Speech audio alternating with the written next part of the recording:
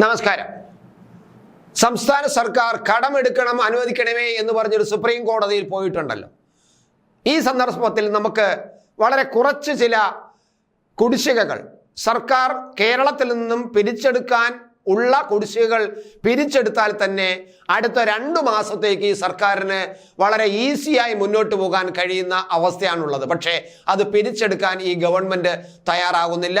അത് പിരിച്ചെടുക്കാതെയാണ് ഞങ്ങൾക്ക് കടം വാങ്ങിക്കാൻ അനുവദിക്കണമെന്ന് പറഞ്ഞ് സുപ്രീം കോടതിയിൽ ഈ സർക്കാർ പോയിരിക്കുന്നത് എന്നത് ഈ ജനങ്ങൾ മനസ്സിലാക്കണം, പ്രേക്ഷകർ മനസ്സിലാക്കണം. പ്രധാനമായിട്ടും എന്തുകൊണ്ടാണ് ഈ പിണറായിയുടെ സർക്കാർ ഇത്തരം കുടിശ്ശികകൾ പിരിച്ചെടുക്കാത്തത്?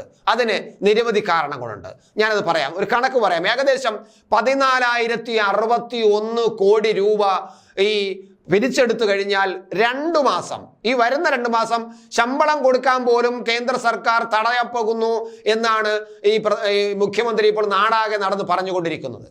കേരളത്തിലെ ശമ്പളം തടയാനുള്ള ശ്രമമാണ് കേന്ദ്ര സർക്കാർ നടത്തുന്നത്. അതങ്ങനെ നമ്മളെ തകർക്കാനാണ് ശ്രമിക്കുന്നത്. ശമ്പളം പോലും കൊടുക്കാൻ കഴിയാത്തൊരു സർക്കാർ എന്ന് പിണറായി സർക്കാരിനെ പറയണം. അതിനുവേണ്ടിയാണ് ഈ കേന്ദ്ര ഗവൺമെന്റ് കളിക്കുന്നതെന്നൊക്കെയാണ് ഇപ്പോൾ ഈ മുഖാമുഖം പരിപാടി എന്ന പേരിൽ നടത്തുന്ന പരിപാടി. അതും ദൂർത്താണ്. എന്തായാലും ആ ദൂർത്തിന്റെ പേരിൽ പലയിടത്തും നടന്ന് പറയുന്നത്. പക്ഷേ മുഖ്യമന്ത്രി അറിയേണ്ടതും ഈ കേരളത്തിലെ ജനങ്ങൾ അറിയേണ്ടതും പ്രധാനമായിട്ടും ഈ 14,061 കോടി രൂപ പിരിച്ചു കഴിഞ്ഞാൽ കൃത്യമായിട്ടും 2 മാസം ഈ സർക്കാരിന് മുന്നോട്ട് പോകാൻ കഴിയും എന്നതാണ്. ഇനി എവിടെയൊക്കെയാണ് ഈ സർക്കാർ ഈ കുടിശ്ശിക പിരിക്കാതെ മാറി നിൽക്കുന്നത് നോക്കാം. ഏറ്റവും പ്രധാനം പ്രോപ്പർട്ടി ക്യാപിറ്റൽ സർവീസ് എന്ന് പറയുന്ന പ്രോപ്പർട്ടി ഓഫ് ക്യാപിറ്റൽ സർവീസ് എന്നുള്ള സ്ഥാപനമുണ്ട്.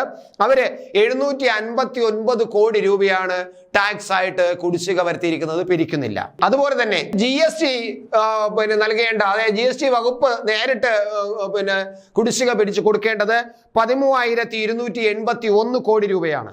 എന്തുകൊണ്ടാണ് ഇവർ ഈ പിരിക്കാത്തതെന്ന് ചോദിച്ചാൽ നമുക്കറിയാം, കേരളീയം നടന്നുകൊണ്ടിരുന്നപ്പോൾ, കേരളീയം കഴിഞ്ഞപ്പോൾ ഏറ്റവും പ്രധാനമായിട്ടും മുഖ്യമന്ത്രി പിണറായി വിജയൻ ഒരു ഉദ്യോഗസ്ഥനെ വിളിച്ച് അവാർഡ് കൊടുത്തു. നിങ്ങൾ ഏറ്റവും അധികം സ്പോൺസർമാരെ നൽകിയത് നിങ്ങളാണ്, അതുകൊണ്ട് നിങ്ങളെ ഞാൻ എന്താ ആദരിക്കുന്നു എന്ന് പറഞ്ഞ് അവാർഡ് കൊടുത്തു പിണറായി വിജയൻ. എന്തിനാണ്? ഈ GST കമ്മീഷണറെയാണ് അദ്ദേഹം വിളിച്ച് ആദരിച്ചത്. GST കമ്മീഷണർ തന്നെ അദ്ദേഹത്തിന്റെ കീഴിൽ 13,281 കോടി രൂപ അദ്ദേഹം പിരിച്ചു കൊടുക്കാനുണ്ട്. പക്ഷെ കൊടുത്തില്ല. പകരം അദ്ദേഹം എന്ത് ചെയ്തു? ഓരോ കമ്പനിയും പോയി കണ്ടിട്ട് നിങ്ങൾ കേരളീയത്തിന് സ്പോൺസർ ചെയ്യുക എന്ന് പറഞ്ഞു. അപ്പോൾ സ്വാഭാവികമായിട്ട് അവർ കേരളത്തിന് സ്പോൺസർ ചെയ്തു. കേരളീയത്തിന് സ്പോൺസർ ചെയ്തപ്പോൾ പിന്നെ കാശ് കൊടുക്കാൻ അവര് മടിക്കും. ഈ ഉദ്യോഗസ്ഥൻ അവരോട് ചെന്നിട്ട് നിർബന്ധപൂർവ്വം ടാക്സ് പിരിക്കാനും പറ്റില്ല. പക്ഷെ മുഖ്യമന്ത്രിയുടെ അവാർഡ് വാങ്ങിച്ച ആളാണ്. ആ അവാർഡ് അദ്ദേഹത്തിന് വലിയ ഗമയായിട്ട് കയ്യിൽ കൊണ്ടുനടക്കുകയും ചെയ്യുന്നു. അപ്പൊ നമുക്ക് കേരളത്തിന് കിട്ടേണ്ട പണം വാങ്ങിച്ചെടുക്കാൻ കഴിയാതെ കേരളീയത്തിന് വേണ്ടിയിട്ട് സ്പോൺസർഷിപ്പ് വാങ്ങിച്ചിട്ട് ഈ GST കിട്ടേണ്ടത് യഥാസമയം കിട്ടാതെ വന്നിരിക്കുന്നു. അങ്ങനെ 13,281 കോടി രൂപ നമുക്ക് പിരിക്കാനുണ്ട്. അതുപോലെ തന്നെ KSEBയുടെ 3,766 കോടി രൂപ KSEB പല കമ്പനികൾക്കും KSEB കൊടുക്കാനുള്ള പണത്തിൽ നിന്ന് അവർക്ക് കിട്ടേണ്ട തുകയിൽ നിന്നും ടാക്സ് കൊടുക്കേണ്ടത്, ഇലക്ട്രിസിറ്റി വകുപ്പ് കൊടുക്കേണ്ടത് 3,766 കോടി രൂപയാണ്. പിന്നെ അതുപോലെ സെയിൽസ് ടാക്സ് ആൻഡ് വാറ്റ് എന്ന് പറയുന്ന വകുപ്പുണ്ട്. ആ വകുപ്പ് കൊടുക്കേണ്ടത് 6,847 കോടി രൂപയാണ്. ഇങ്ങനെ നമ്മൾ നോക്കുമ്പോൾ ഒരു 14,000 ചില്ലുവാനം കോടി രൂപ സർക്കാരിന് കുടിശ്ശിക തന്നെ ഇപ്പോഴും എടുക്കാനുണ്ട്.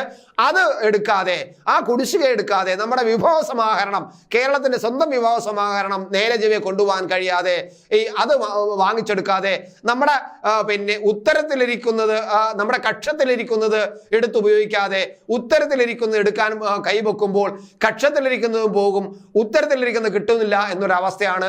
എന്തായാലും കേരളം യഥാർത്ഥത്തിൽ ചെയ്യേണ്ട ജോലികൾ ചെയ്യാതെയാണ് ഈ കേന്ദ്രത്തിനെതിരെ സമരം ചെയ്യാൻ പോയിരിക്കുന്നത്. മാത്രമല്ല, കേന്ദ്രത്തിന് കിട്ടേണ്ട ഒരുപാട് സാമ്പത്തിക സഹായങ്ങൾ, അതിനൊന്നും തന്നെ കിട്ടിയതിന് യൂട്ടിലൈസേഷൻ സർട്ടിഫിക്കറ്റ് കൊടുക്കുകയോ കിട്ടാനുള്ളതിന് പ്രപ്പോസൽ കൊടുക്കുകയോ ചെയ്യാതെ നഷ്ടപ്പെടുത്തുകയും ചെയ്യുന്നു സർക്കാർ. യഥാർത്ഥത്തിൽ ഒരു സർക്കാർ വൻ പരാജയമായി, അതിന്റെ പ്രതീകമായിട്ട് ആണ് നമ്മൾ ഈ കാണുന്നത്. കേസ് കൊടുക്കാൻ പോയിരിക്കുന്നത് കടം വാങ്ങിക്കാൻ അനുവദിക്കണം എന്ന് പറഞ്ഞുകൊണ്ട്.